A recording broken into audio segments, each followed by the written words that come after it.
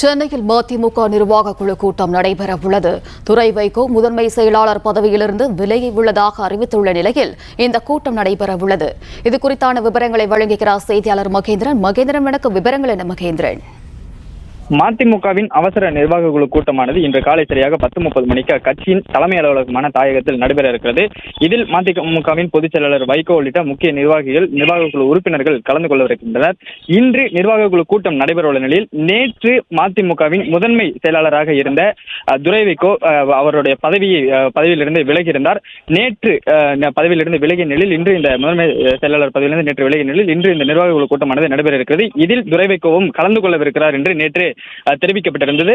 துரை வைகோ முக்கியமாக ஒரு நபரின் மீது, குறிப்பாக கட்சியின் துணை பொதுச் செயலாளராக இருக்கக்கூடிய மல்லை சத்யாவால் தான் தனக்கு பிரச்சனை ஏற்பட்டிருப்பதாக கூறி மறைமுகமாக குற்றச்சாட்டுகளை முன்வைத்து தனது பதவியிலிருந்து விலகியிருந்தார். அவரும் இன்று இந்த நிர்வாக குழு கூட்டத்தில் கலந்து கொள்ளவிருக்கிறார். நேற்று மதிமுகவின் முதன்மை செயலாளர் பதவியிலிருந்து விலகிய துரை வைகோ அவருடைய விலகலை தலைமை ஏற்கவில்லை என்று கூறப்பட்ட நிலையில் இன்று முக்கிய முடிவு எடுக்க வாய்ப்பு இருக்கிறது. அதனால் காலை சரியாக 10:30 மணி அளவில் இந்த நிர்வாக கூட்டமானது நடைபெற இருக்கிறது. விவரங்களுக்கு நன்றி மகேந்திரன். பிளே ஸ்டோர் மற்றும் ஆப் ஸ்டோரில் இருந்து பாலிமர் செயலியை QR கோடு மூலம் பதிவிறக்கம் செய்யுங்கள். செய்திகளை உடனுக்குடன் பெறுங்கள்.